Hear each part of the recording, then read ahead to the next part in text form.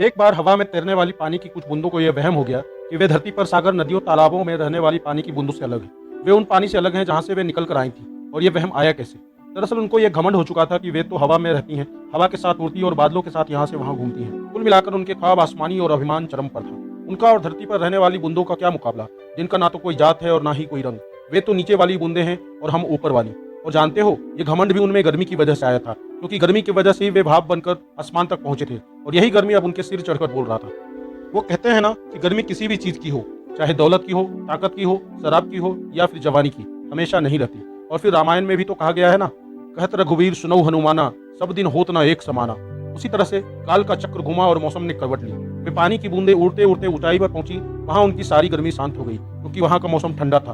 अब वे अपनी ही जैसी कुछ और बूंदों से ठंड के मारे लिपट गईं। लिपटने से उनका वजन बढ़ गया और यहीं पर कुदरत ने अपना करिश्मा दिखाया। उनका वजन इतना बढ़ गया कि वे उसे संभाल ही नहीं पाई और अपनी खुद की वजन की वजह से बारिश के रूप में वापस धरती पर आ गिरी। उनको अपनी औकात दिखाई दे गया, उनका घमंड चूर चूर हो गया। उनका वजन बढ़ाने में सबसे बड़ा रोल उनके वहम और उनका अभिमान का था। इसीलिए कहा गया है कि कुत्ता पाल लेना, बकरी पाल लेना, गधा पाल लेना, यहाँ तक कि सांप पाल लेना, लेकिन कभी वहम मत पालना। और घमंड घमंड तो कभी किसी चीज का करना मत, क्योंकि रावण जैसे व्यक्ति का भी घमंड नहीं रहा, जिसके पास सोने की लंका थी। तो हम और तुम किस खेत की मूली हैं? सभी चीजें समय और परिस्थिति के हिसाब से बदलती रहती हैं। जो चीज आज तुम्हारी है, कल किसी और की थी तो परसों किसी और की हो जाएंगी।